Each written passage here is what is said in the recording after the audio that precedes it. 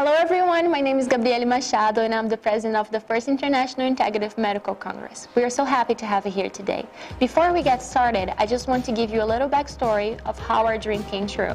IIMC is an initiative of Uni-FACEF students with the support from Centro Universitário Municipal de Franca, Uni-FACEF, which seeks to strengthen the academic environment and offer a wide succession of lectures and debates that will address the fundamental and most recent themes in the medical practice.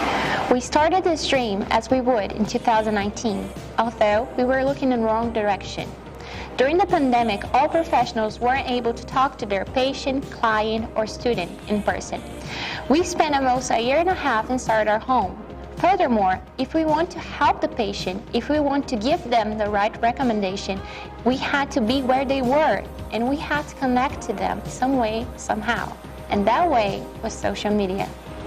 We found our speakers on social media. They are health professionals who are willing to share knowledge in an integrative way, either by Instagram, Facebook, or TikTok. The main goal is to guide someone not physically close, however, connect by the same means.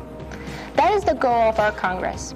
We are here today to let our speakers guide us with their knowledge. With that being said, we would like to thank every single one of our speakers for this incredible opportunity. It's a pleasure to have you with us. In conclusion, we hope that you enjoy our Congress. Thank you so much. Our next speaker is Sarah Elias, medical doctor, medical degree from St. George's University in Grenada, specialization in obstetrics and gynecology from the Royal College of Obstetricians and Gynecologists in the United Kingdom.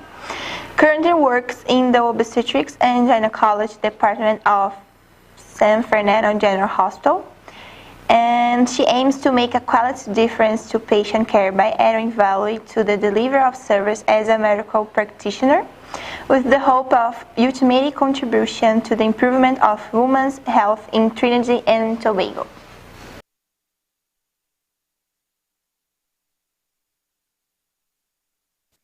Good morning, everyone. I am Dr. Sarah Elias, and firstly, I'd like to express my gratitude to the entire team at the Municipal University Center of Franca for this wonderful opportunity to participate in this event, the International Integrative Medical Congress of 2022.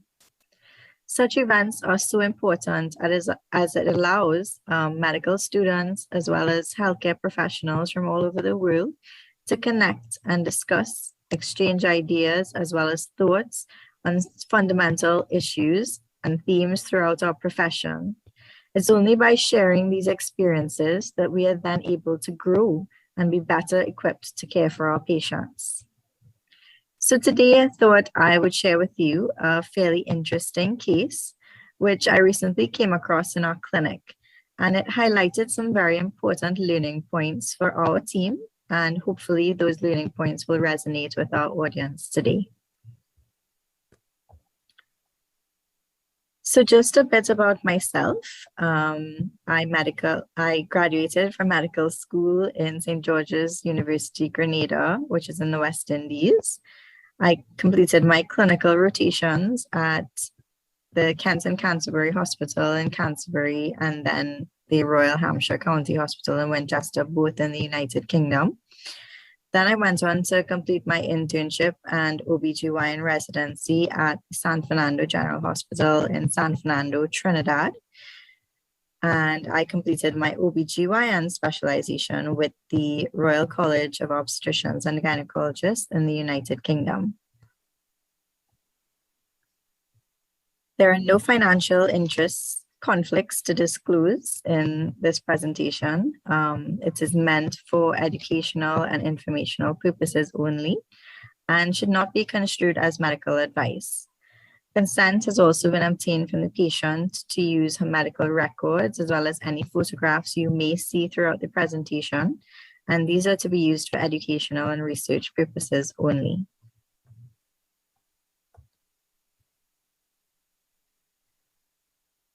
So in this slide, I wanted to compare the healthcare systems both in Trinidad, the country in which I work, as well as Brazil. Trinidad's public healthcare system is partially decentralized, and it consists of 5 main regional health authorities. The picture that you see to the right of the slide is the hospital in which I work. It's one of the 5 public general hospitals and the one that serves the largest catchment area of the country. I've worked in this hospital for about the past 10 years, and this hospital falls in the Regional Health Authority of the Southwest, and there are some similarities between both healthcare systems, Trinidad and Brazil. One is that there is universal coverage in the public healthcare system. The healthcare system is decentralized, as I said before, and care is handled at a regional level. Also, the Constitution defines universal right of access to primary, secondary, as well as tertiary care. There's also total independence between public as well as private healthcare. So now we're going to move on to the case presentation. And this case occurred between the months of February and March of this year. Patient's initials were MG, and some of her demographics included that she was a 21-year-old female, primigravida, she was rhesus negative, her BMI was 28.9 kilograms per meter square, and she was about 14 weeks pregnant by her last menstrual period, as well as a first trimester ultrasound. Of note, she also had a history of smoking cigarettes as well as marijuana, but stopped cigarette smoking in the first trimester. She presented to us on the 5th of February with some lower abdominal pain, epigastric pain, vomiting, as well as difficulty breathing for about 2 days. On examination, she was clinically stable. She had some suprapubic rebound tenderness with some right adnexal tenderness, but there was no cervical excitation tenderness on vaginal examination. Miss MJ had a dating scan, which was done 10 days prior to the onset of symptoms, and this dating scan showed a live intrauterine gestation corresponding to about 12 weeks and 6 days. On admission, she had an abdominal pelvic ultrasound, and this also picked up a live intrauterine gestation approximately 15 weeks. And of note, there was significant free fluid throughout the abdomen. The impression from this ultrasound was a query heterotopic pregnancy. Heterotopic pregnancies, just so that you know, the incidence rate is about 1 in 30,000. So when we initially, consider this diagnosis, of course, it was very exciting, and we were very interested to see how it would pan out. She went on to have a CT abdo-pelvis, which only showed a small quantity of free fluid in the upper abdomen, and this was possibly suggested due to a ruptured corpus luteal cyst. It's also important to note here that on the ultrasound as well as the CT, there were no adnexal masses noted. Her blood investigations were all stable. She was a bit anemic, but her hemoglobin levels remained stable throughout her admission. Her liver and renal function were normal, as well as amylase was normal. So our treatment plan at this stage was conservative. We treated with analgesia, antiemetics, we gave IV fluids. She remained clinically stable throughout her hospital stay. And upon discharge, her pain had actually improved significantly. And she was given outpatient antenatal clinic follow-up in 2 weeks' time. She presented to that antenatal clinic at about 15 weeks and 5 days gestation. She had no complaints. Movements were normal, fetal movements. There was no further abdominal pain since she was discharged from the hospital. We picked up a fetal heart rate within the normal limits, and her abdomen was soft and non-tender. About 10 days after this visit, she presented again to the hospital at 17 weeks and 1 day. She presented at this time with a 3-hour history of abdominal pain.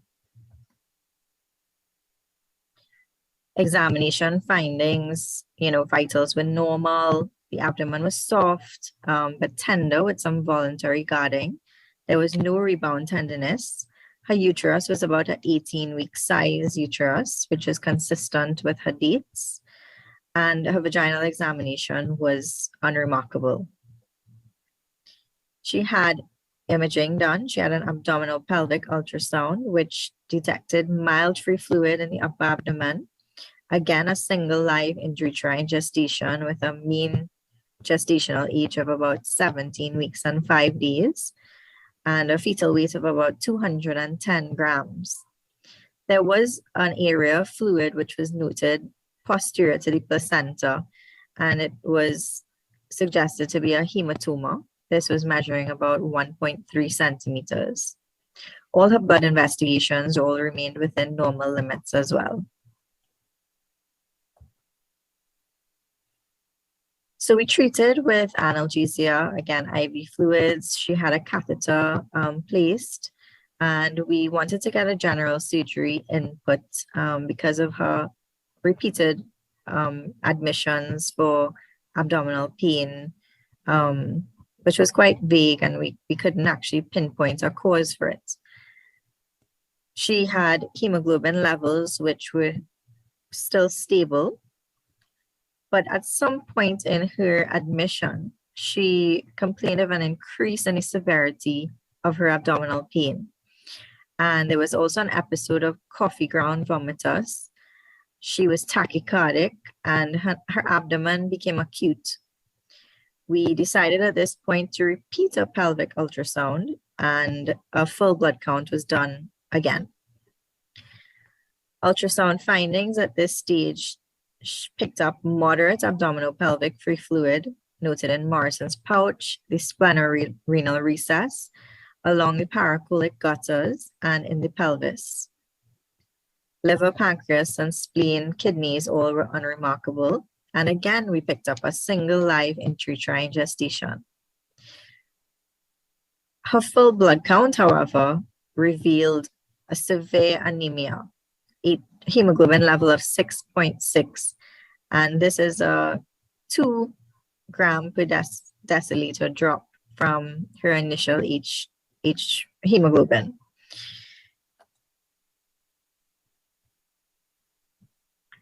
So at this stage, we decided to prepare her for an emergency exploratory laparotomy. She was group and cross-matched with 4 units of packed red cells, FFP, as well as cryoprecipitate, and a consent form was signed.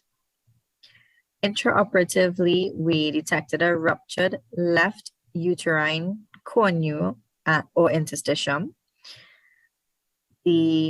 She had a 16-week fetus in its amniotic sac floating in the abdominal cavity, and about a 2-liter hemoperitoneum.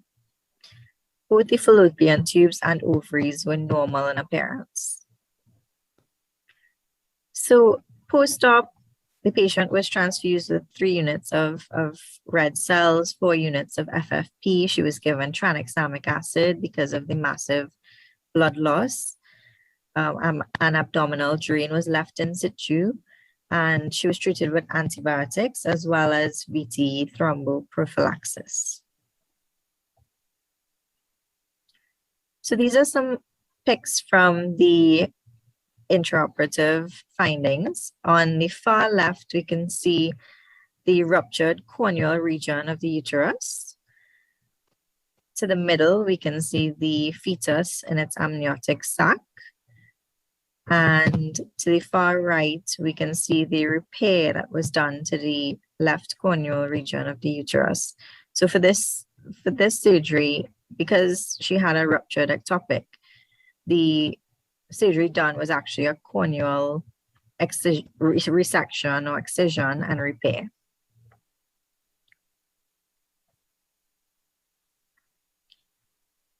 Miss MJ was then discharged home on the 7th of March in a very stable condition. Her hemoglobin level on discharge was 8.6, which is consistent with her hemoglobin levels at which she presented. She was given a follow-up appointment in clinic in about 6 weeks' time. Bereavement counseling was offered in light of her recent pregnancy loss, and she was advised to repeat a urinary pregnancy test in 3 weeks and advised to return to hospital if it was positive. Miss MJ was seen in the gynecology outpatient clinic at her 6-week post-op visit and was doing well. Her pregnancy test was negative and she had no complaints. At this point, she was counseled on contraceptive options and on future pregnancy risks. And those pregnancy risks would have included ectopic pregnancy, a recurrent ectopic pregnancy, as well as the risk of uterine rupture. She was also advised on the possible need for a planned cesarean section in her subsequent pregnancy.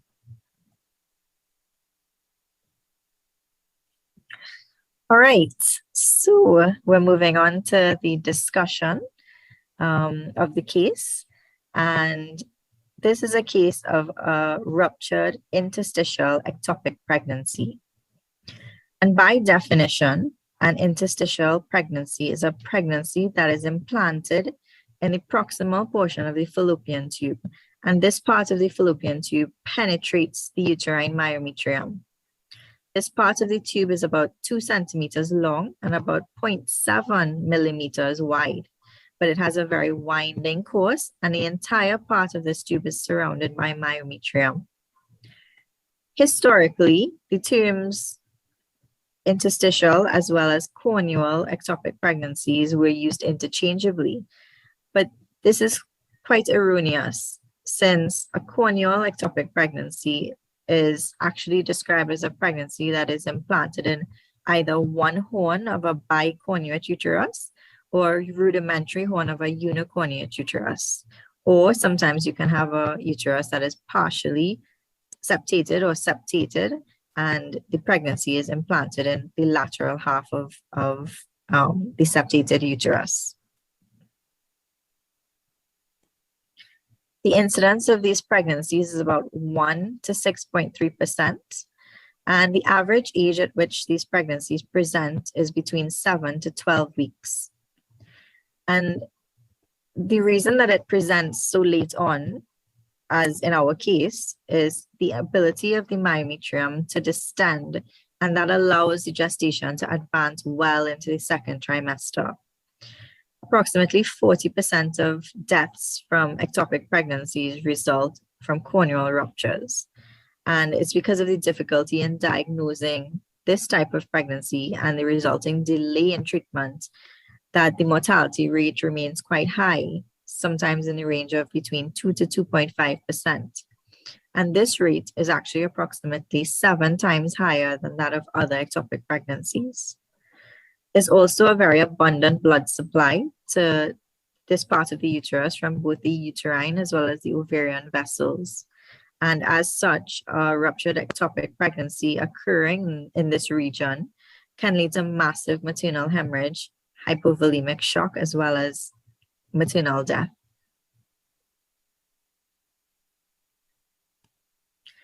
So how does an ectopic pregnancy present?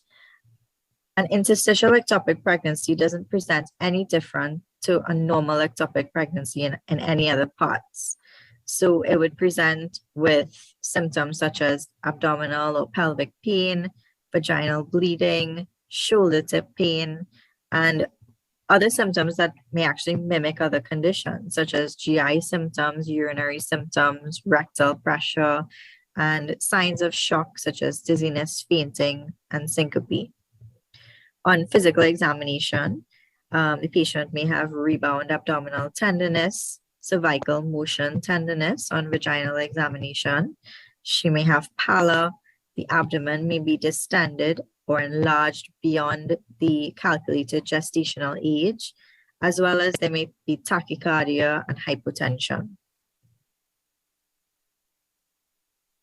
So the rupture rate of interstitial ectopic pregnancies is about 15%, and these ruptures most commonly occur prior to 12 weeks gestation.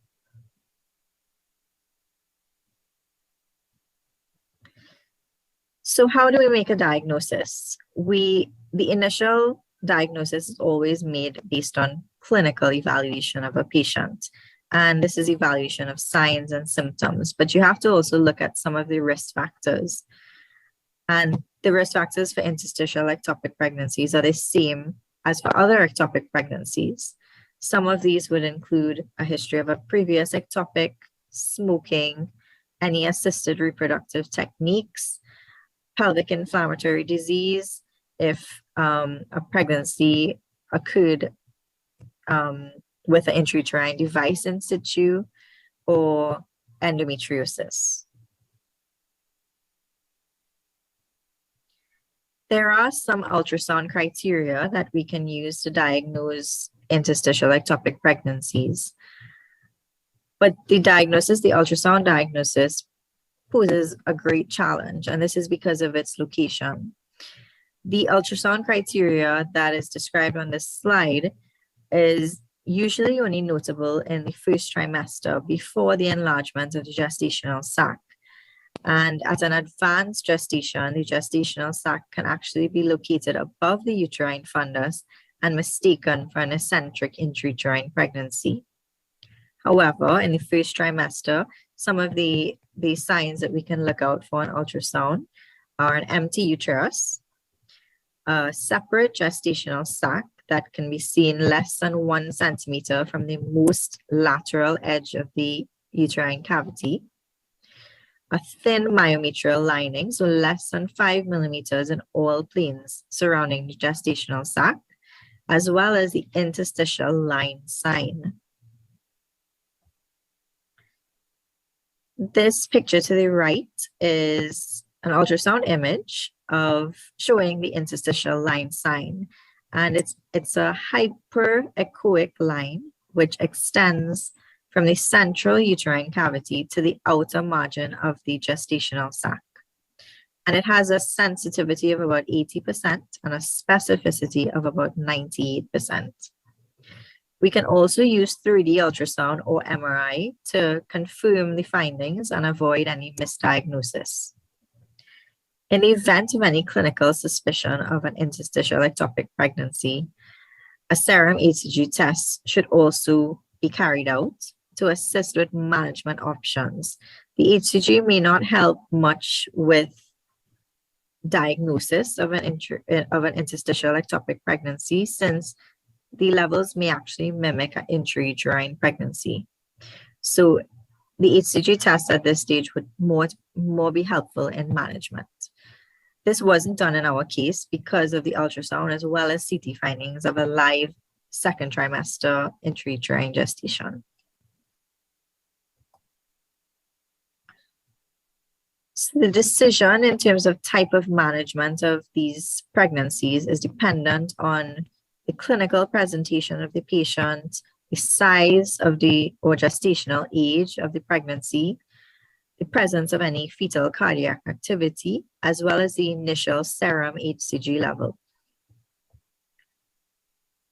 We can usually consider medical management with methotrexate if the patient is in no significant pain, if the pregnancy is unruptured, and the size of the pregnancy measures less than 35 millimeters with no cardiac activity, if the serum HCG levels are less than 1500, if there's no intrauterine pregnancy on ultrasound, and if the patient is going to be compliant with follow-up, since after administration of methotrexate, follow-up with serial HCG levels is important. We usually do these levels on day 4 as well as day 7, and we look at the trend. Surgical management. Now, there's many procedures which have been described in the treatment of interstitial ectopic pregnancies, and these procedures have all been commonly reported using laparotomy. However, with the rise in minimally invasive laparoscopic techniques, this is becoming more routine. Laparotomy is generally reserved for cases that the patient is in some form of hemodynamic compromise, as in our case presentation. this patient presented with an acute abdomen. She had a reduced hemoglobin level indicating acute hemorrhage. And because of this clinical presentation, in conjunction with her instability, her clinical instability, the patient, the decision was made to perform an emergency laparotomy. In an ideal setting, the laparoscopic removal of the interstitial pregnancy via corneostomy with resection of the interstitial portion of the tube is advised, and this is also recommended as a fertility-preserving surgical intervention. However, corneostomy is only possible if the interstitial pregnancy is unruptured. Laparoscopic techniques all require the alignment of several factors, including the availability of specially trained surgeons with high competency levels, a hemodynamically stable patient, and the availability of ample resources as well as operating time. Hysteroscopic procedures have also been described for the removal of interstitial ectopic pregnancies, and hysterectomies have also been traditionally performed in treatment of these pregnancies as well. It often is a very common complication that may arise if hemostasis cannot be achieved and ongoing blood loss is life-threatening to the patient. So the rates of hysterectomy and the management of these pregnancies is about 40%.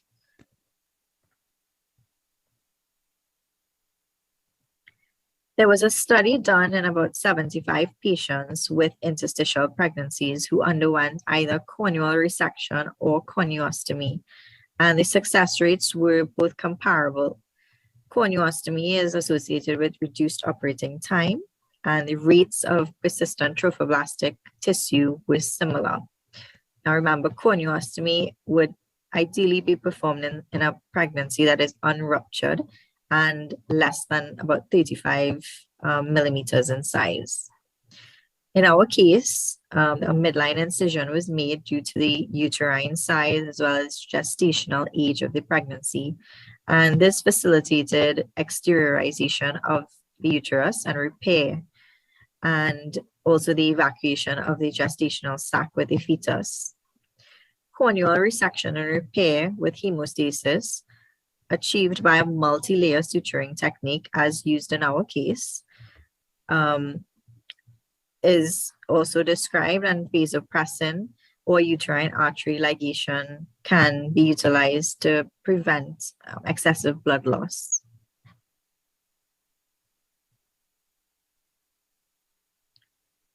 Follow-up of these patients can include serial HCG monitoring to exclude the persistence of any trophoblastic tissue.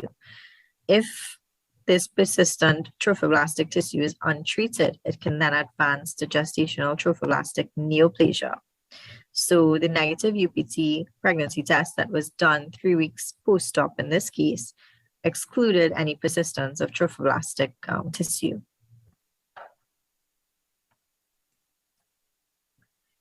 Now, data has been extrapolated from studies done on the management of pregnancies after extensive myomectomy for uterine fibroids, and a multi-layered suturing technique of the myometrium as well as the uterine serosa of the corneal region may prevent future uterine rupture in other pregnancies.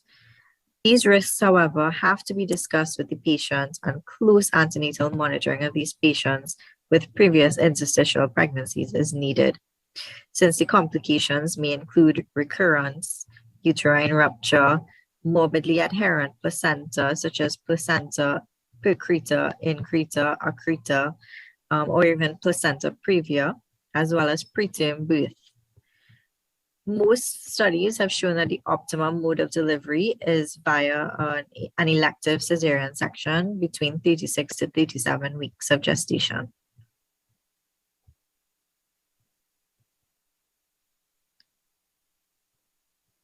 So in conclusion, some learning points.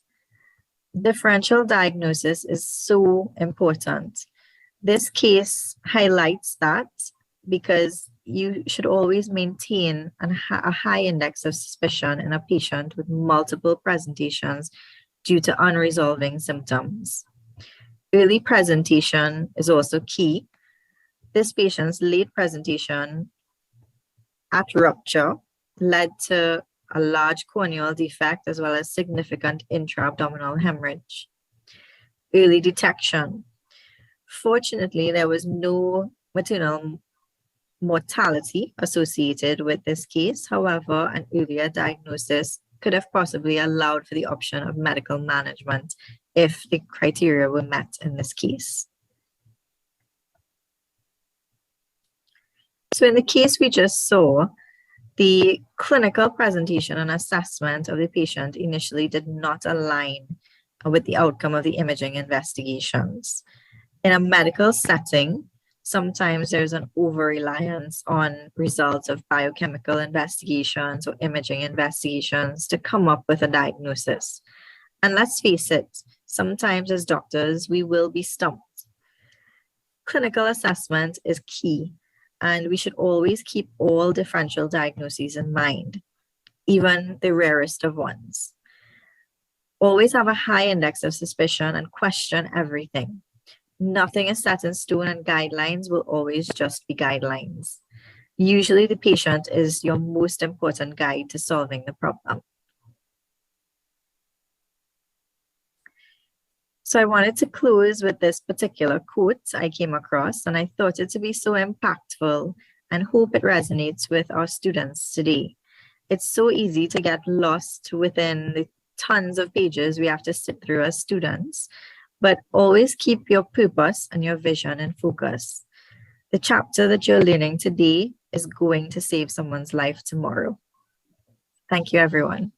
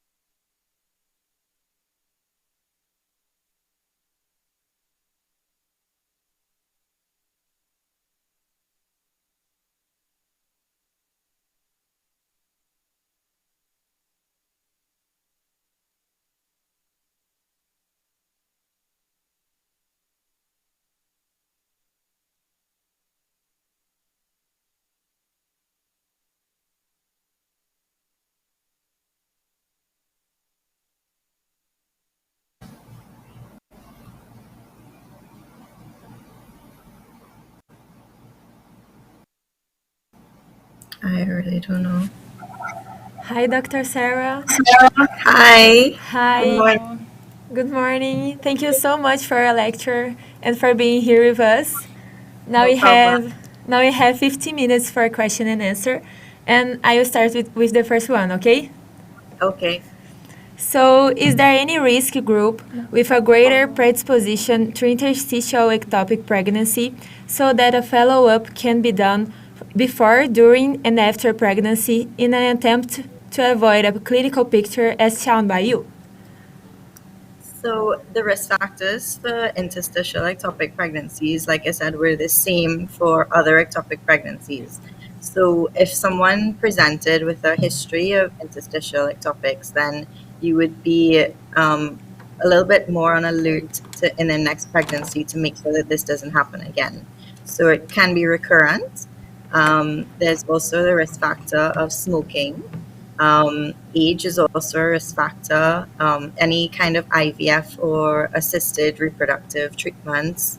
And those would be any history of pelvic inflammatory disease, like with sexually transmitted infections, endometriosis. So anyone who may have some sort of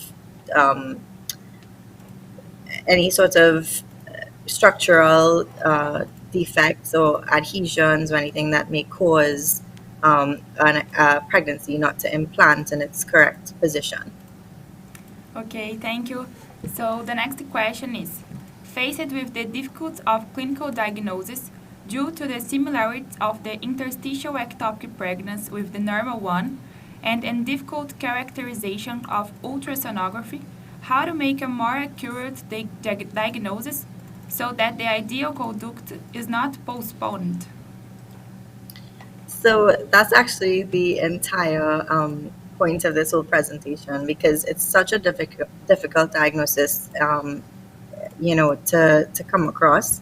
Other than ultrasound, you can use three MRIs, but you still have to have that high clinical index of suspicion. So, for example, in this patient, even though the images were saying that it was an intrauterine pregnancy, I think it's important to always question things. And if someone keeps presenting repeatedly with symptoms similar to an ectopic pregnancy, then maybe review the scans. Also have a very qualified and well-trained ultrasonographer or radiologist review the scans.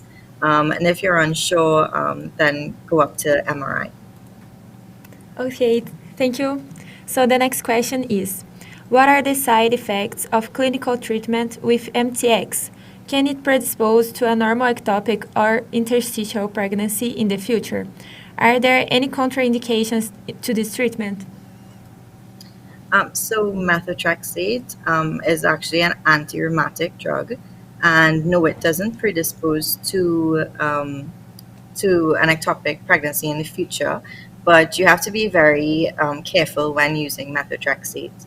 So some of these side effects can include decrease in your blood platelets, any kind of stomach ulcers. You can also get nausea, vomiting, diarrhea. It could make liver disease even worse because there is excessive fibrous deposition of liver tissue. It could also cause decreased liver function. It can cause sores around the side of your mouth, like stomatitis. So before treatment with methotrexate, is always important to make sure that the liver function is good, your kidney function is good, and that you have a good platelet and blood count. Treatment with methotrexate can also cause abdominal pain in the first 2 to 3 days of using it. So this abdominal pain can actually mimic the pain associated with a ruptured ectopic pregnancy. So you have to sort of tell the patient beforehand to expect this type of pain. However, if it's severe and a rupture is suspected, then we'd have to convert to surgical management instead of medical. But people with methotrexate, treatment with methotrexate would only be possible in an unruptured ectopic pregnancy. Okay, perfect. So the next one is, for many women, topics such as sexual and gynecological health are very intimate, especially when discussed with men. What advice would you give to a male medical student to approach this topic in the least uncomfortable way possible? How to break this initial discomfort and provide good care? That's a tough one. But actually, in my practice and in my experience, especially in Trinidad, a lot of women are actually quite comfortable with male gynecologists. I think they feel like they're less judged, or they're more gentle with females. But I think for a male medical student, it could be quite uncomfortable broaching certain topics. I think you just need to maintain a certain level of professionalism. Try not to come across like you're judging anyone about anything. And if you come across uncomfortable, that's just going to make the patient even more uncomfortable. So I think your interaction with them has to be very professional, but yet understanding and empathetic. So I think once you follow these things, then they should be fine with you. Thank you, Dr. And you Sarah. also have to display a level of confidence, because if patients realize that you're not confident in a certain thing, they tend to become a little bit iffy about telling you, opening up to you. So Thank you. So the next question is interstitial ectopic pregnancy related to a higher rate of infertility when compared to other types of ectopic pregnancies? Could this be related to the higher rate of uterine malformations in these pregnancies? so if a patient does have uterine malformations beforehand, for example, like a septate uterus or a bicornuate uterus, then yes, it can. Well, their rate of subfertility will be decreased regardless of whether they had an interstitial ectopic pregnancy or not. The actual interstitial ectopic doesn't increase your chance of infertility or subfertility, but yes, the uterine malformations will. So if someone without any uterine malformations did get an interstitial ectopic, it doesn't mean that they will be subfertile in the future. It's just that we need to look out for another one of these types of pregnancies in the future. Okay, doctor. So I think that's all the questions we have for today.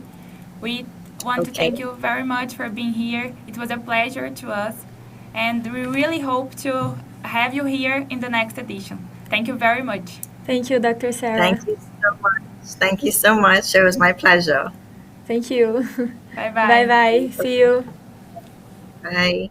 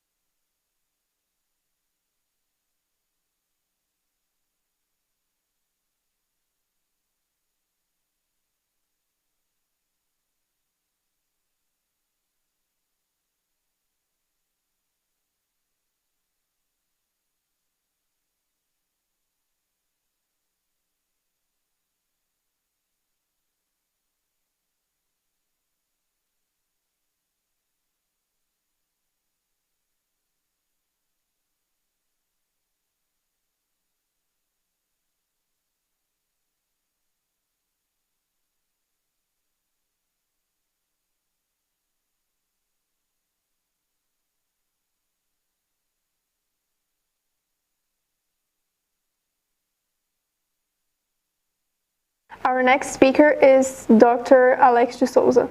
He has a medical degree from the Medical Sciences College of Minas Gerais, residency in general surgery and plastic surgery, internships at the São Lucas Hospital in Minas Gerais, Brazil, and at the Military Police Hospital in Belo Horizonte, Brazil. Training in general surgery at the San Francisco Hospital in Minas Gerais, Brazil. Training in plastic surgery at the Felício Rocco Hospital. Training in cosmetic plastic surgery at the Ivo Pitangui Clinic in Rio de Janeiro. Fellowships in plastic surgery at the University of Alabama at the Medical College of Georgia and the West Virginia University Hospital. Currently is a professor of anatomy and plastic surgery at Miami Anatomy Research Center, medical director at the Wellness Brazil Clinics in Miami, and plastic surgeon at the Larkin Hospital in Miami. Hello, my name is Dr. Alex de Souza. I'm a plastic surgeon, a general surgeon, and a professor of anatomy here in Miami. It's a pleasure to be with you guys here. I hope I bring you a little bit of my contribution. I'd like to thank you, the team, the organization team, everybody from the Uni-FACEF for the fantastic idea. My colleague is Professor Mauricio, Professor Marcos Vinicius, also my hello. And so let's start, because I think I have a good message for you.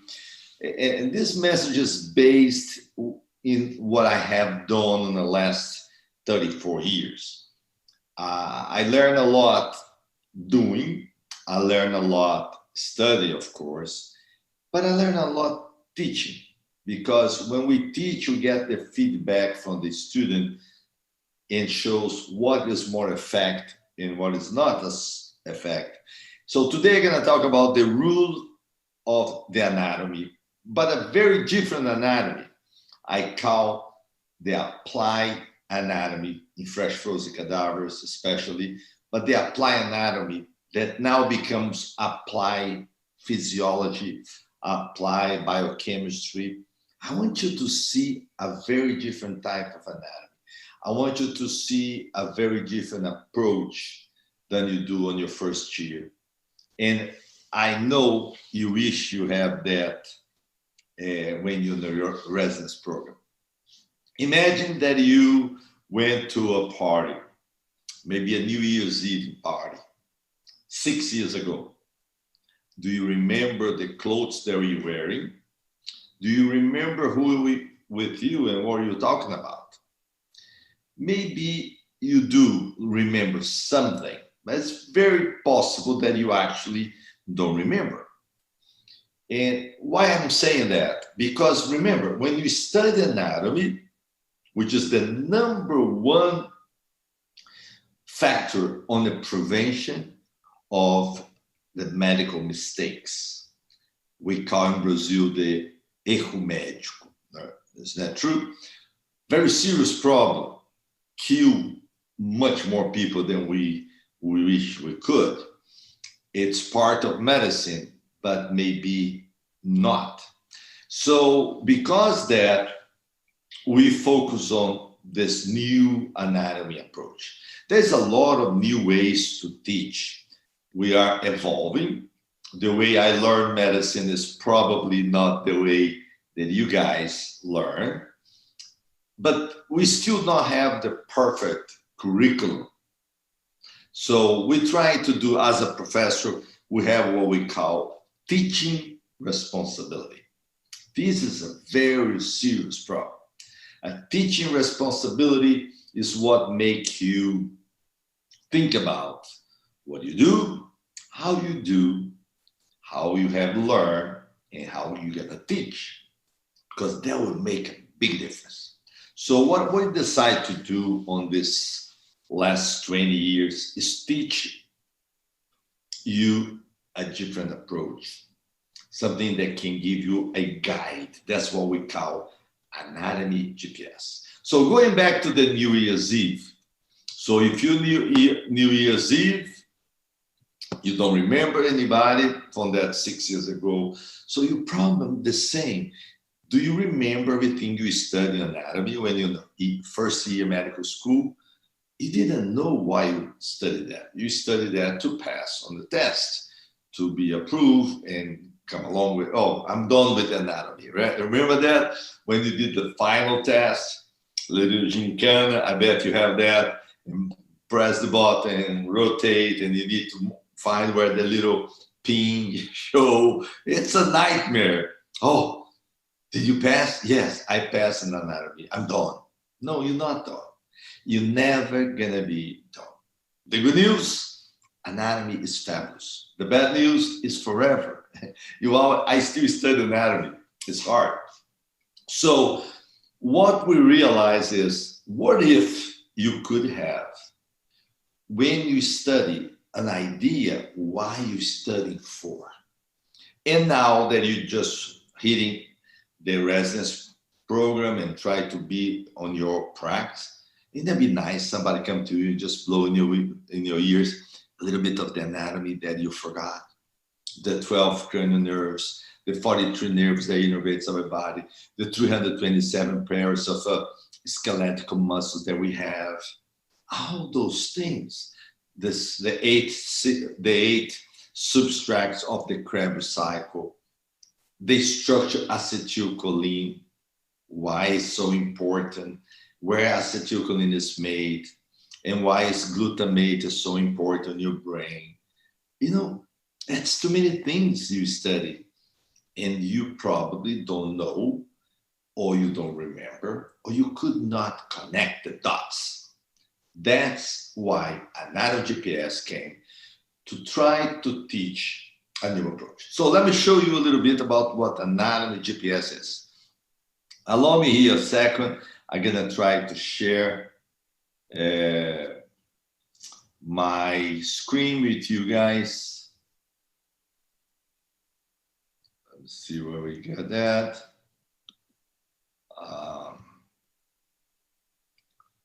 Hold on.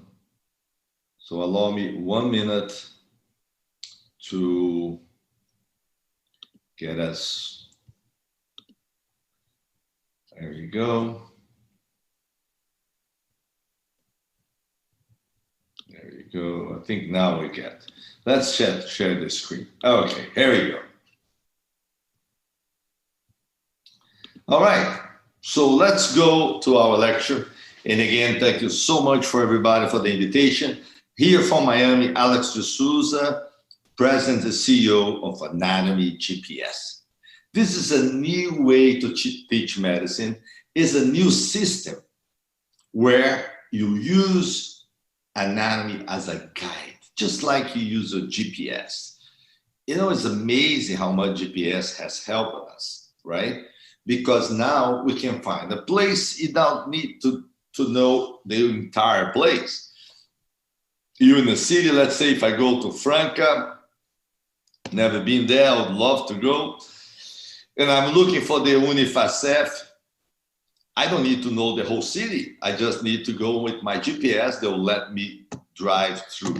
And that's what probably gonna happen. This is what happens now when you do a robotic surgery. That's what happens now when you do some of the minimum invasive procedures, radiology, cardiovascular surgery. Those things use what they call anatomy GPS. Even for you to get a central line in ICU, you actually use in your brain anatomy GPS. You don't go over the lungs, the arteries, the subclavian artery, the vein, and the ribs. No. You know the point you go, you know how to angle your needle, and you boom, you get your subclavian vein with no risk. That's GPS. That's what I'm saying. You need to apply your knowledge on a practical way. So that's what I tell the students. If you are studying any basic science, anatomy, physiology, biochemistry, study, but imagine a patient on it. You need to put a patient in it. And when you see a patient, you need to put your basics on it. So try to see your anatomy, your biochemistry, your cytology when you see the patient. And try to see a patient when you study your anatomy, your body. That's the whole idea. Unfortunately, a lot of schools now don't even have a normal curriculum for the basic science. So we need to jump in, and I think we can be very helpful teaching people this new approach, how to apply the basic science on your day by day to prevent medical error. O erro médico, we say in Brazil. But that is not a Brazilian problem. This is a worldwide problem. And it's super serious. Erro médico mata. It's about 1 erro médico per minute. Every single minute, every single day, every single month of every single year. Just to give an idea, the Vietnam War here in the United States, one of the wars that kills the most, killed 90,000 patients. That's true, 9,000 patients in 9,000 soldiers in 9 years of war. Well, in the United States, over 100,000 people die every year for what we call medical mistakes, or what we call in Brazil, erro médico. It's super, super serious, and we gotta do something about it. What can we do? There's a lot of studies, but one thing is for sure, anatomy is the most single important factor to prevent those medical mistakes. And of course, even if you are in an emergency circumstance, things get worse. Because if you are in a controlled environment, on the office, elective surgery, the chances of a mistake decrease. Even the emergency, and you need to take things on a much faster pace, you may need more guidance, especially when you're out of the hospital, in the intubation, you're doing defibrillation, you're doing a rescue of patient that just have an accident on the pool, or have a heart attack on a party for overdose. So there's so many circumstances. You're in the airport and somebody just crashed next to you. What to do? I think it's part of our obligation as a professional of the health system to know what to do. Because if you don't know, they will ask you. They're going to go after you and say, listen, are you a doctor? Can you help? That happens many times in my life. It's not a fun thing to do, but it's part of, it comes with the job. And of course, there's nothing that can beat a patient safety and satisfaction. Basically, everything we do every day, we expect, or at least that's what we have in mind to have, as much satisfaction and safety as possible. Anatomy, I wrote for you in Portuguese there to help you out. Despite of the technology, despite all the modern conquest of us, anatomy is still, we call knowledge is better than equipment. And that makes more sense in Portuguese. Conhecimento é melhor do que equipamento. That is so strong. I want you to think about that. Knowledge beats any technology. Knowledge is priceless, and knowledge is your guide and safety. And that shows another area of anatomy. We use anatomy on a formal prepare specimens like you did on your school. That is really not translate to the daily life.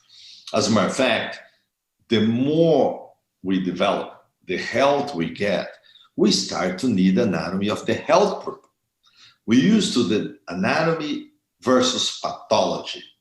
That's not the way it goes now. You gonna have, if you're a young doctor now, you're just medical school right now, fortunately, you're gonna need much more knowledge of health than disease, because hopefully, depending what kind of patient you see, like in my practice today here in Miami, patients are very healthy. They don't come to my office because they sick and they want to be healthy, or they don't want to be sick anymore, right? That's the old way to see medicine. You're sick, you go to the doctor. That's not the way the future is coming. The very upscale patients, they're not sick. They don't get sick. And as a matter of fact, they come to office and say, doctor, I'm not sick. I came here today because I don't want to be sick at all. I want to be healthier. I want to have more, I want to be more fit. I want to be more, that's the new medicine. So you need to see anatomy in another way. That's the anatomy that you need to watch. That's not the anatomy of the cadaver. That's not the anatomy of the Hobbins or pathology books. The anatomy of beauty, anatomy of the health people. That's health people. That's people that are going to go to you. I want to go to the gym. I want to be fit. I want to be healthy. I want to be pretty. I want to feel good. And it's hard. And you also need to understand, remember, you study the anatomy plans in a very frozen aspect. But anatomy is not that. Anatomy is dynamic. People are going to go to your office because they do skateboarding, because they're 80 years old and play golf, because they go to the gym. So you need to understand the anatomy moving. You need to understand the anatomy progressing. And you need to respect the aging process. That's a very tricky part of the whole thing. Okay, I want to be healthy. I don't want to get sick, but you will gonna get old and you're gonna die. Every single cell in our body is programmed to die. The red blood cell is 120 days and nothing can stop that. And studies from 1960 shows that the cell cycle will stop eventually. Every single cell has 40 to 50 generations, and that's it. They're gonna die. So we are a combination of cells. Imagine a city. If everybody gonna die in that city, the city gonna die. That's inevitable. So you gotta be prepared to work with patients. They wanna live longer, feel good, but they must understand they're gonna die, and they wanna die what they call compressive theory. They wanna get sick the least possible and die with the most comfortable way. That's also part of medicine of the future, and that's again part of the anatomy. Well, if anatomy is important, imagine if the GPS is important, imagine the guidelines, the map, and the satellite that tells you where the GPS is. That's called genome. Since 2003, we know people's genome. We know the entire genome. Now we understand.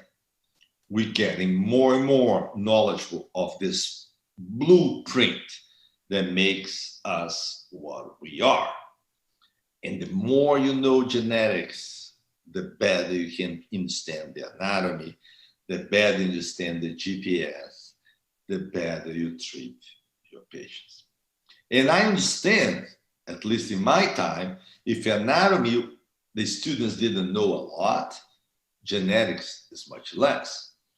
I guarantee you, you don't know half of the genetics that you need to know, especially nowadays where we know that we can change genes. We have an editor called CRISPR, write this down, CRISPR-Cas9. CRISPR-Cas9 is a gene editor. That's right. You can go and edit the genes. Take a piece, put another piece, and make a genetic change. For the first time, the genome is not our destiny. The genome is just a blueprint that you can make change. Because you need to understand, they will make you what you are, but that's not a destiny. You can make change on the genes, so you're not gonna be what you're supposed to be, and you can do something better. I'll give you an example. Like a little bit, I'll give you an example. Show this. Do you need to know the muscles? Not because the muscle injured, or because the sarcoma, or because the cancer, but you need to know the muscles because our patients are very active. They run, they're running, they're doing fitness, they're doing CrossFit, they're doing bike, they're doing triathlon. We need to be prepared for this body in motion that everybody's doing. You can be just a doctor of that static anatomy. So see where we're going? It's become much more broad and much more practical. It's your day-by-day things. And then aging is another major thing. In 2050, the number one concern will be the aging process. We're probably gonna beat heart disease. We're probably gonna beat cancer if you're still on the pace we are now. But we're never gonna beat aging, at least not on a very short period of time. So we need to start to prepare to work with our patients on aging programs, good age management. There is more need for doctors for age management than for birth. There was going to be more need for patients' age management than for delivering babies. So there is much more new anti-aging doctors than for OBGYN, which is pretty amazing there. And remember, we're talking about a lot of things here. We talk about 3 billion bases. Or, you know, there's a crazy guy that he print out the genome and turned out to be a book of 262 pages with only 4 letters. Talk about a boring book, because it's AT, CG, all over the place, and depends how you vary this. You can get a blue eye, you can be tall, you can be fat, you have a gray hair, or you lose your hair. You can understand that before it happens, because it's written on this little book called Genome. Let me give you this example, very simple. This is the number one cell in the human body. There's more cells like that in your body than any other cell. This is the red blood cells. About 3 out of 4 cells on your body is one of those cells. Needless to say how important they are. They carry the oxygen that makes us alive. They are made by 546 amino acids, 2 beta chains, 2 alpha chains. Do you know there's almost 250 amino acids each chain? You might think, well, just one amino acid missing your chain is not a big deal, right? Well, we better think it again, because this cell with more than 540 amino acids, with amino acid number 6 of this cell, you get yourself in trouble. This cell, instead to be this beautiful biconcave shape, become with a very strange shape we call sickle cell. And the sickle cell anemia make you suffer, make you live less, because one single change, instead to have a glutamine on amino acid number 6, they have a valine. Just one amino acid change, just 3 little bases that controls that production of that, the gluey, the mounting of this amino acid. One single amino acid change cause that tremendous change on the patient. That is one of the examples that you need to understand when you treat somebody. When people go to the gym, two friends, one gets strong, the other don't. How this, it's explained on this little manual we call genome. Look at this, the aging process. You actually can tell who it is. You don't lose your contact. That's how we create a name, anatomy, GPS, DNA of aging. It's DNA of anatomy. It's something that shows that that person you still recognize even if they age.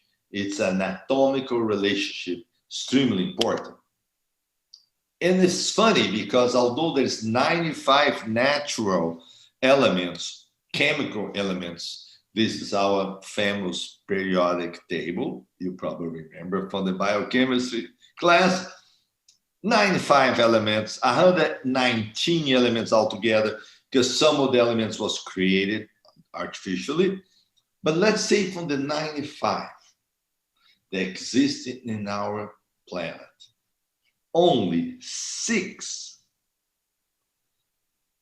makes our body. We're kind of simple. As a matter of fact, 80% of us is only 3 of those elements. You see here on green, dark green, oxygen, carbon. And on the other side, hydrogen. And then between the oxygen and the carbon, we have nitro. So oxygen, carbon, and hydrogen makes me out more than 80% of our body. And then you add nitrogen, you pretty much get everything.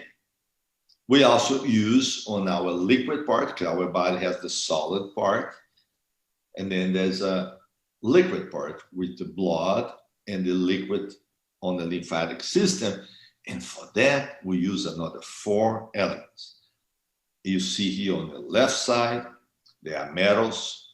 We have in the first line, in the first column here, we see sodium and potassium, and then magnesium and calcium. So if you get these 4 minerals, they are metals, and then the other 3 to 5 substances, we have the entire body. So it's amazing how when you know biochemistry and the chemistry itself, things become simple, because although it is complex, very complex body, we are made with only 6 elements of this periodic table, and only 20 amino acids make us what we are.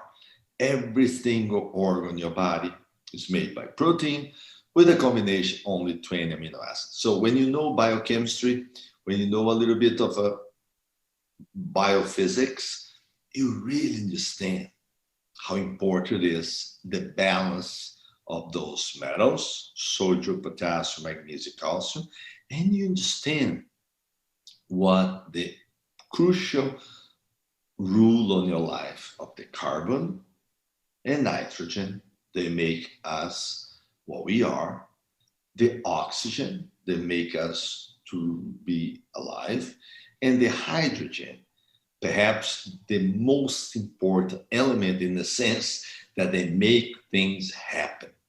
Most of the chemical reactions that happens in our body involves this simple element, which is the first element of a periodic table.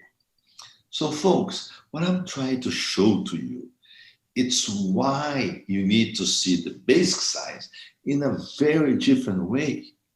When you breathe, when you drink water, when you're hungry, when you stress out, when you're very sleepy, all this has to do with the balance of these metals and the amount of those elements that we just mentioned. When you understand that, and I wish somebody told me all this when I was there on the first year, second year medical school. So the concept of anatomy GPS is not just anatomy. is try to bring to you those aspects that you probably forget about it and tell you how important it is. If you be on the ICU tomorrow and the patient has a heart rhythm that is messed up, very tachycardic with a very regular rhythm, and you gave everything you possibly can, maybe it's time to give a gram of magnesium, simple gram of magnesium or 2 grams of magnesium could change the problems of the heart of that patient. A little bit of potassium could save patient's life. A little bit of hydrogen extra can bring them to acidosis and death. Or the lack of oxygen could cause a tremendous problem. So all this is very important to know. And unfortunately, our medical system, our educational system, never taught us like this. The basic science need to be taught clinically, and the clinical science need to be taught on the basic science view. Does that make sense? I hope I'm giving you the idea and the sense of this thing deserves. And here, this is a singer from Brazil. You probably recognize him. If you're at home on a New Year's Eve and Christmas around, you probably hear him. He disappeared for the whole year. They come back on the New Year, between Christmas and New Year's. I'm just kidding. He's a very important guy. But what I want you to show you is the pictures, before and after. You know, let's say 40 years apart, and you still can tell. That's called anatomy GPS. It's the relationship between your anatomy structures that you carry with you for your entire life. But there's more complex circumstances. Look at this girl. I like this girl because she only have one problem. Imagine that you guys are too young, but in my time, when you study for the test, we get the friend's best student book, notebook, and then we copy, we do a Xerox of the book, and then we study. I know it's not good to do. I don't know. I assume my mistake. So sometimes you go to the academic center, and there's a machine there to copy things for you. And today may not have that anymore because everything is on the cell and the book. But it used to be like you have a big machine, you go there and copy. So you copy 20 pages, and then you pay by the page. Sometimes they print one extra page. Oh, I'm sorry, I did the page 9 3 times. I'm so sorry. No, that's fine. But they are the same. You can pick any one of the 3 copies because they are exactly the same. No problem. Well, not necessarily on our body. This patient has one copy, one extra copy, not 3, but 1. Instead to have 2 chromosomes, she has 3. We call that trisomy. So she has a trisomy of the chromosome 21. And a lot of things happen because of that. First of all, she looks Oriental. Although she has a sister and a brother, anybody with this problem gonna look Oriental no matter where. So this problem called Down syndrome was described for John Down, a physician that described that for the first time. It's interesting because although the person has siblings, they look alike, the other person with Down syndrome, more than they look alike with their own relatives. So if they're born in Italy, Brazil, United States, France, they look alike. They have Oriental eyes, they have hypertelorism, they have no filter, and the cupid arches almost disappear. The lips are very flat. They have an extra line on the hand. The fingers has pretty much the same level, always in the same size. Sometimes they have a defect on the heart, so they have a communication between the chambers of the heart. They can have problems on the pancreas and develop diabetes. It's a lot of issue for one single extra copy that is totally normal. So that shows how detailed the genome works. So yeah, that's she had. And when we study anatomy, It's not for missing a leg or a disease. We need to study anatomy to understand the function of the body, the beauty of the body. As a matter of fact, Leonardo da Vinci used to say, beautiful is what works. And once you understand this, I mean, it's amazing how one single kiss involves almost 6 cranial nerve pairs, involve the entire limbic system, the prefrontal lobe, the cerebellum. It's amazing. 37 muscles of the facial movements. It's absolutely amazing how little movement involves so much. And this also involves parasympathetic and sympathetic system. I don't want to even go there. You're probably going to the gym. Are you using your anatomy, your physiology at the gym? That's what we need. Your patient going to ask you, doctor, what should I do? Why I get hurt?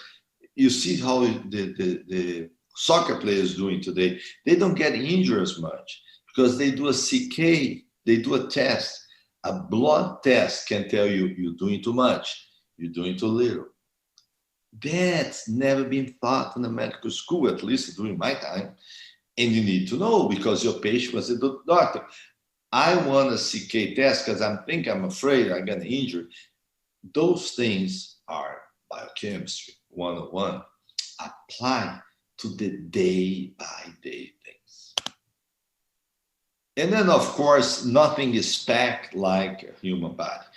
My mom used to say that when I arrived at my house with a little bag, everything they packed for me, I cannot pack back. The things I brought in the same suitcase doesn't fit anymore because I don't know how to work it. My mom used to roll things and everything was beautiful placed on it. And that's what God did. Our packing is perfect. We put the most important vital organs inside, wrap them around, and pack in a way that nobody can do so well. It's amazing how many things we can pack in our body to look like this. And then we wrap in several wraps. First wrap is 327 pairs of skeletal muscles. And then there's kilometers of nerves and blood vessels. And then finally, fat to pack like the foam on the box. And then finally, 2 square meters of skin, live skin, wet skin. Skin is not dry, skin is wet. It's like we wrap with aquarium. It's so cool. And the cells change at a speed that you're not going to believe. 750,000 cells change every single day. There's no wrap like that, I bet you. And then, of course, now the surgery used to be open. You open the belly and look. I did that. I leave the time that in order to remove the gallbladder, you open layer by layer, you expose the whole thing, you move the bowels to the side, you move the liver to up, and you take the gallbladder. Today, we go with 4 little holes, and now it's coming to be just 1 hole, and you take the gallbladder. Nothing is cut, nothing is separate. That's called minimally invasive procedures. Absolutely fantastic, but guess what? The less you cut, the more you need to know. That's the tricky part of it. Because when you open, see. But when you do not open, you need to know where you're going. So it's much harder to close a defect on your heart going with the catheter to your leg than open the heart and do it. And of course, much more aggressive, and of course, much less complication, fast recovery, and much more comfortable when you do minimally invasive.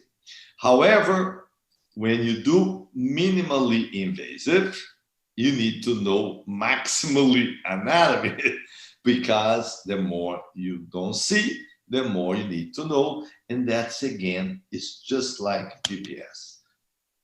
Not even mention the robotic surgery. If you are if you're gonna do general surgery, if you're gonna do urology, any surgical specialty, in the next 10 years is gonna be absolutely all robotic. Nothing can beat the robotic. It's just here for good. You're gonna be sitting in your chair, doing the surgery, sometimes the patient next to you, sometimes patient 10,000 miles from you.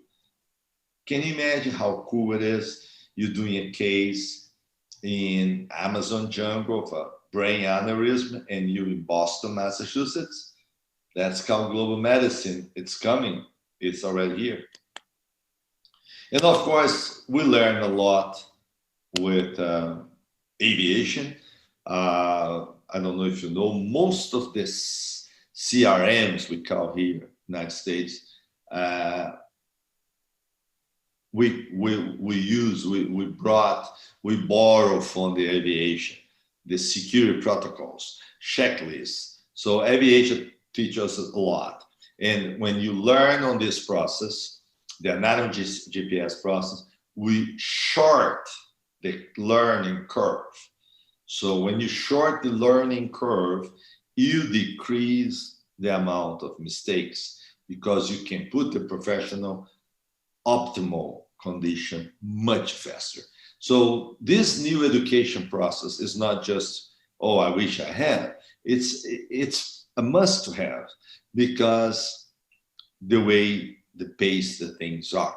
In order for you to do what you need to do, you need to know what you don't know. So that's where we come as a teacher. That's why I came here with this presentation for you today, to wake you up, to open your eyes for this new future. Medicine is always beautiful. And as my dad used to say, lucky you if you're not there yet, because it's gonna be way better than now. In the last 4,000 years, if there's one thing that was just better and better and better, was the medicine. We can go back every 100 years and check it out. It's just always going forward, getting better, saving lives. We've never been so comfortable. We never lived that long in the entire history of humankind. In 4,000 years of written history, never, ever we live any era like that. And things gonna get better. Just to give an idea, the entire knowledge of medicine double every 7 years. So get ready for your future.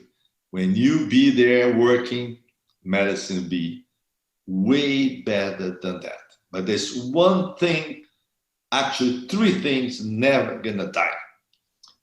Anatomy, always gonna be the most important thing. Second, knowledge.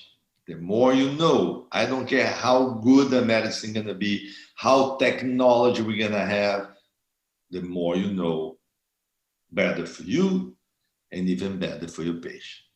And finally, despite of this technology, despite of all this beautiful future for medicine,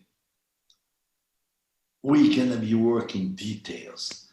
Details like a smile, details like a understanding of process like emotions.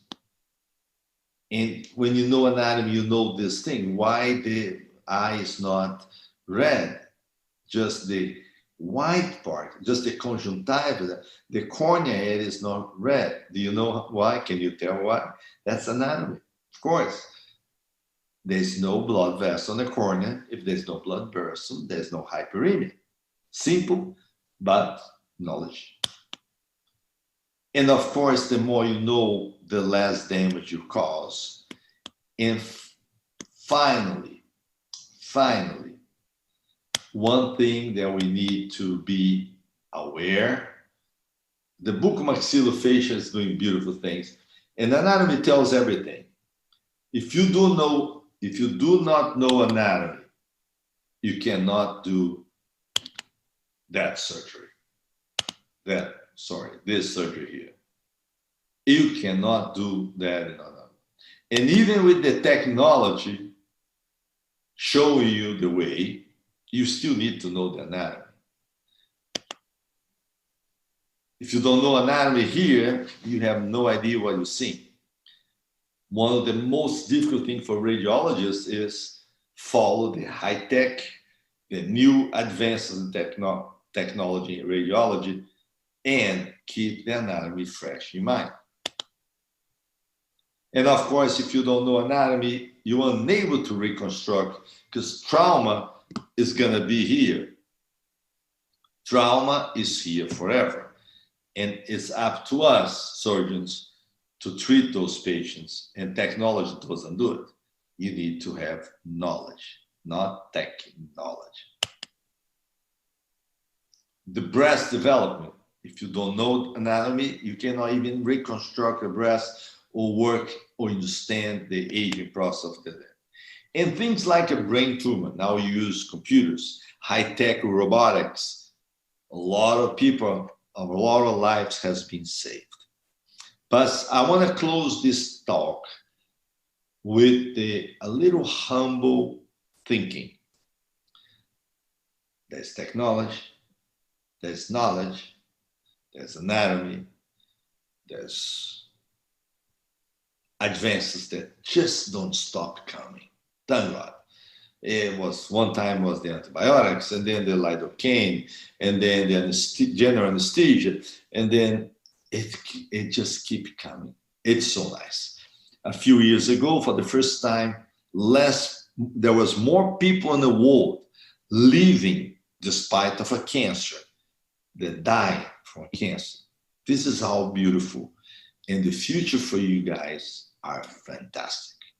But I leave you here with one last thinking, one last thought. Medicine is always going to be your heart, your empathy, your care. We always going to be a need to care, to understand, and to understand suffering and help people.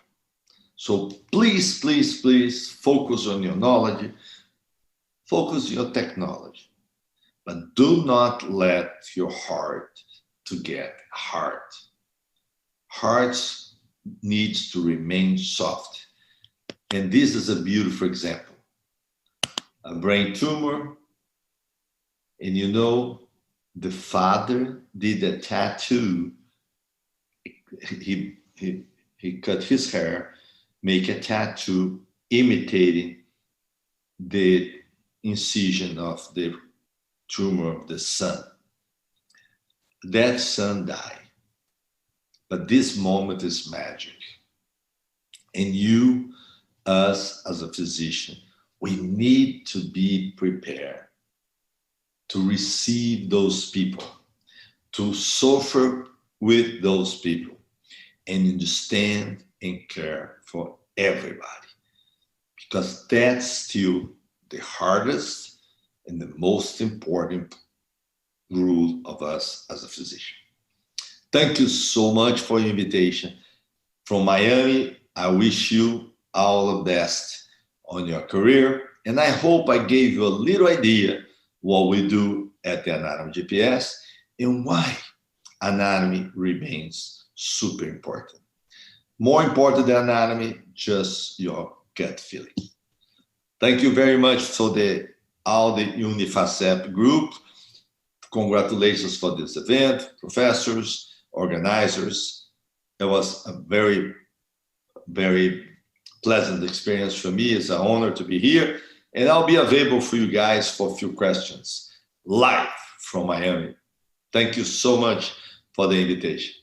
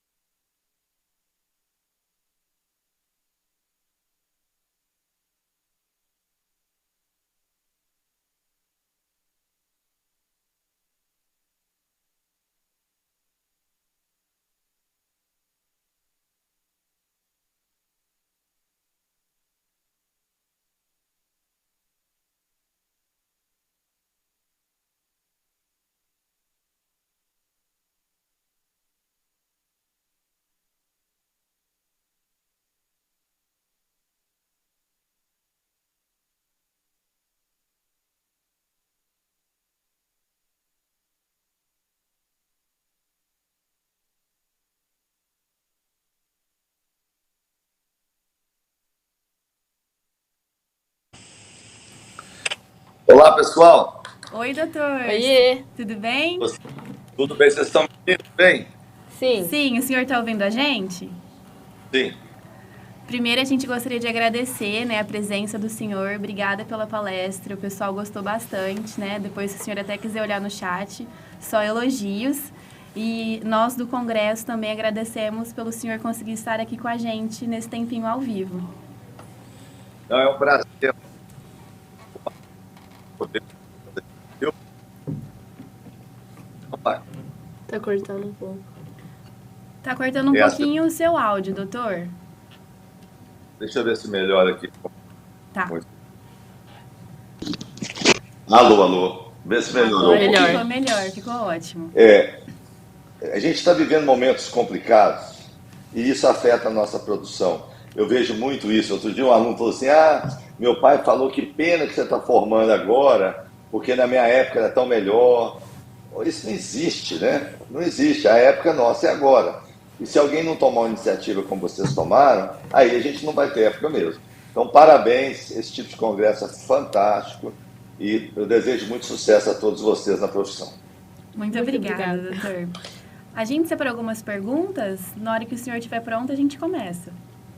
Manda bala, mas não faça pergunta difícil não, que eu não vou ter aqui para falar. Tá bom, a primeira.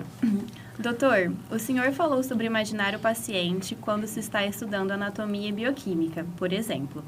Você tem alguma outra dica sobre como melhorar o estudo e a retenção desses assuntos? Eu acho que são 3 dicas importantes. Pode até anotar porque vai ser para sempre.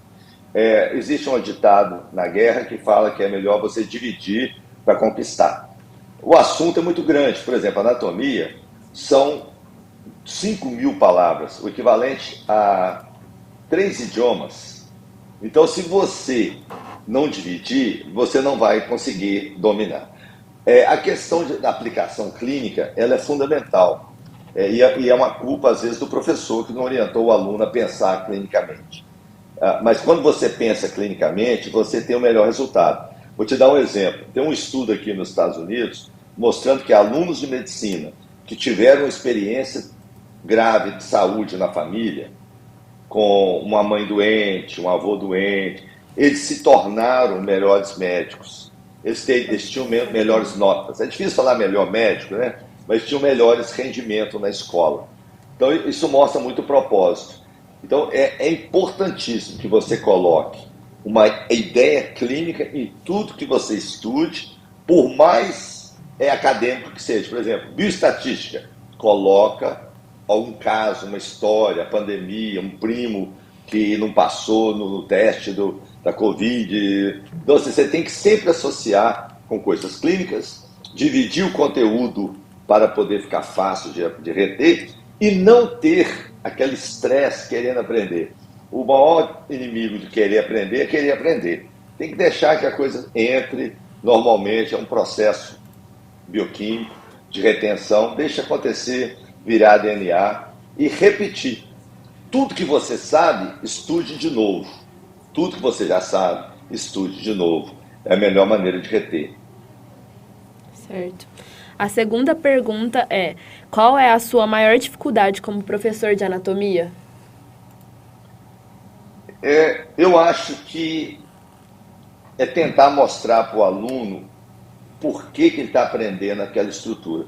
O aluno vem muito preparado, o ensino nosso, segundo grau, pré-vestibular, aquelas coisas todas, ele é muito voltado para passar, né? Ter uma nota. O aluno quer passar em anatomia, ele não quer entender a anatomia, até porque ele está estudando um monte de coisa ao mesmo tempo, e é uma paulada, eu entendo. Mas eu acho que a maior dificuldade é a pessoa entender por que ele está estudando aquilo e não simplesmente para passar. Como é que eu trabalho isso? Mostrando aos alunos um caso clínico. Hoje eu operei um paciente, teve uma necrose. Qual artéria que você acha que foi lesada? Aí começa a associar. Certo. Perguntaram aqui também se você faz parte de alguma pós-graduação. A pessoa disse que já quer, seja qual for. E disse que está iniciando a prática em medicina da longevidade e amou cada detalhe da sua palestra. Olha, a medicina da longevidade é uma obrigatoriedade. Ninguém vai conseguir ser médico tratando doença. O médico do futuro, ele vai ser obrigado a tratar a saúde. Então, eu faço parte de uma residência de cirurgia plástica, que é muito limitado. O nosso hospital tem uma residência de cirurgia plástica. Mas eu aconselho a vocês a entrar num site que chama worldhealth.net. Mundo da saúde.net, worldhealth.net. Tem tudo que você precisa saber de longevidade, de medicina da saúde. Que existe duas medicinas, a de tratar a doença e a de manter a saúde. E vocês, se não fizerem as duas, vai ficar ruim para vocês, porque o paciente do futuro, gente, não quer chegar lá e falar: o que você está sentindo? Ela, nada. Não, mas você não está sentindo nada? Você vem aqui por quê? Porque eu não quero sentir. Eu durmo bem, eu trabalho igual um doido, eu alimento bem, eu quero ficar desse jeito mais 20 anos. Você me ajuda? Essa que é a medicina do futuro. Certo. A próxima pergunta é: quais as principais diferenças na educação médica nos Estados Unidos e no Brasil? Quais são os pontos positivos e negativos de cada um? A principal diferença é dinheiro. Né? Dinheiro. Aqui tem muito dinheiro para fazer tudo. Então você pode fazer pesquisa, o aluno ganha, você não tem pressa de formar. O residente ganha $60 mil por ano. O salário aqui é por ano. Se você dividir 60 por 12, vai dar $5 mil. Quase R$25 mil por mês para ser residente. Eu ganhava um salário mínimo e meio quando era residente no Brasil. Aí o que acontece? Você tem que dar plantão, você tem que se virar. Então acho que a grande diferença é isso, o dinheiro. Porque o dinheiro faz a gente ter que correr, e aqui nos Estados Unidos ninguém precisa correr.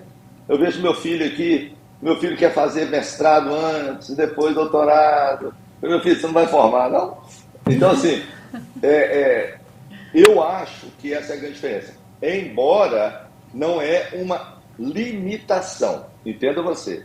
Eu saí de Patos de Minas, minha avó queria que eu fosse gerente do Banco do Brasil, não agradei a minha avó, mas estou aqui em Miami há 34 anos. Então, assim, eu quero que vocês entendam uma coisa.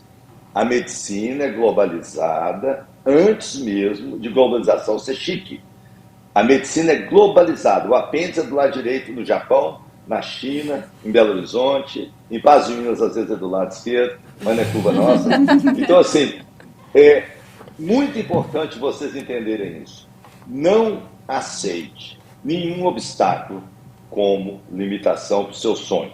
Sonho grande, trabalhe por ele, e o resto vai ficar tudo igual. A grande diferença é dinheiro, mas a grande diferença no resultado é a pessoa ter vontade, porque aí a pessoa desanima. Não desanime. Certo. Ótima resposta, doutor. E agora a última pergunta.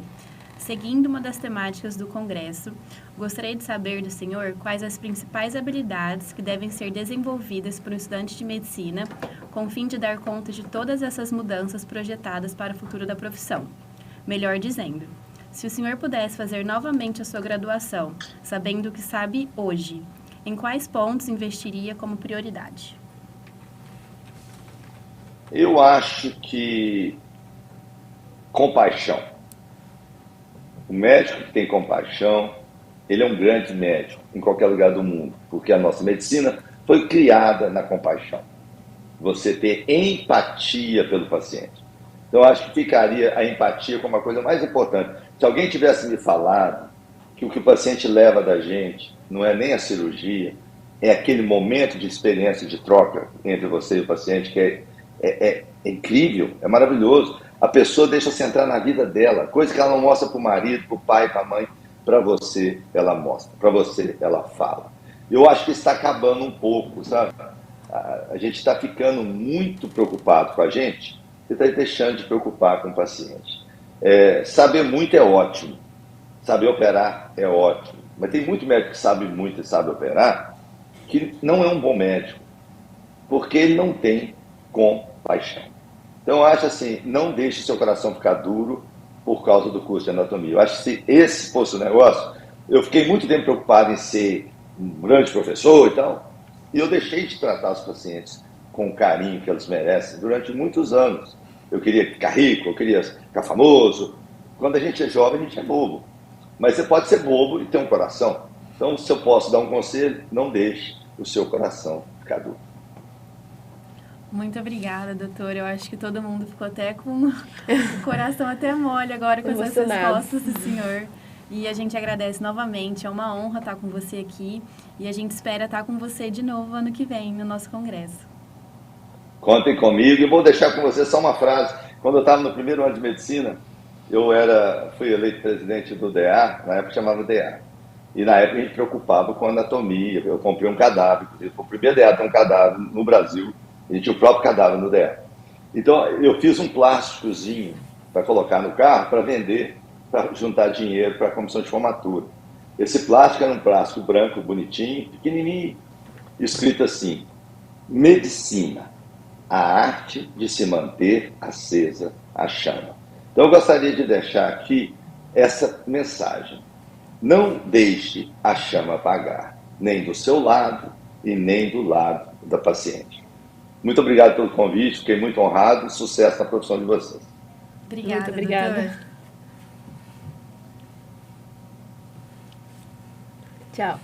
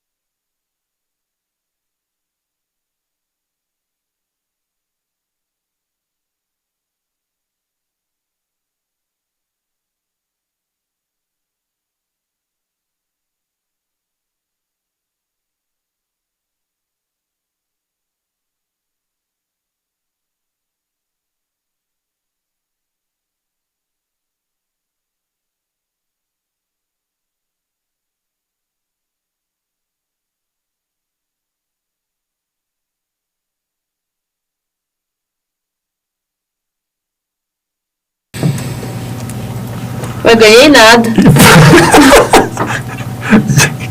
Gente, voltamos, né? A vida real como ela é. Mas enfim, acho que depois dessa aula, né, não só de medicina, mas de vida, lembrar vocês que hoje é o último dia, não esqueça de preencher o form, vocês precisam de 80% de presença para ter o certificado, tá? Agora à tarde a gente volta às 2h45 e agora a gente vai fazer o sorteio aqui com vocês, com as meninas, para ver aí quem ganhou, para vocês se manifestarem aí, curtir um pouco aí com a gente no chat, combinado? Quer começar aí, Flavinha? Posso começar. Primeiro, quem ganhou um combo da Brooks Hamburgueria foi a Ana Júlia Foglia. Aí, Ana Júlia! Ela tava reclamando que não tinha ganhado nada ainda, ó. E, gente, queria falar para vocês que ontem a gente fez, né, um prêmio interação. Hoje, no período da tarde, a gente também vai fazer durante as palestras e a gente vai estar sorteando um esteto, tá? Então, participem, que é um prêmio muito bom. O próximo brinde que a gente vai sortear é um livro da Medcel. Vamos ver agora quem que vai ganhar. E foi a Lara Pereira Arantes Tavares. Não se esqueçam que todo mundo que está ganhando agora o sorteio tem que entrar em contato com a gente no Instagram para estar manifestando interesse, tá? Até que horas que a pessoa tem que entrar em contato? Acho que pode ser até amanhã. Até amanhã. Então, combinado, hein? Até amanhã. O segundo combo da Brooks, quem ganhou foi a Maria Clara Marinzec. Aí, Maria Clara, mais um lanchão, hein? O próximo brinde é uma peça da Carla Sintra Acessórios. Vamos ver quem vai ganhar. E Andinara Alves, parabéns, viu? Aí, Andinara, uma pratinha, hein?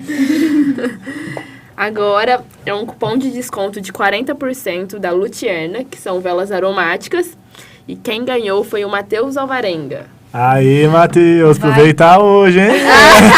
É dia dos namorados já. Cheirosíssima. O próximo brinde é 10% de desconto na Ela do Store. Vamos ver quem vai ganhar. E foi o Rafael Amaral. Parabéns, Rafa. Aí, Rafael! Agora, um livro da Sanar, Yellow Book, Ginecologia e Obstetrícia. Quem ganhou foi o Igor Leonardo Pacheco. Parabéns. Aí, Igor! E o último brinde da hora do almoço é 40% de desconto da Lutierna. E quem ganhou foi a Maria Laura Xavier. Parabéns, viu, Maria? Aí, Maria Laura! Lembrando, gente, que a gente vai voltar às 2h45, certo? E não deixem de participar, porque a gente vai ter o prêmio Interação, hein, gente? E só tem palestra boa. Bora, gente!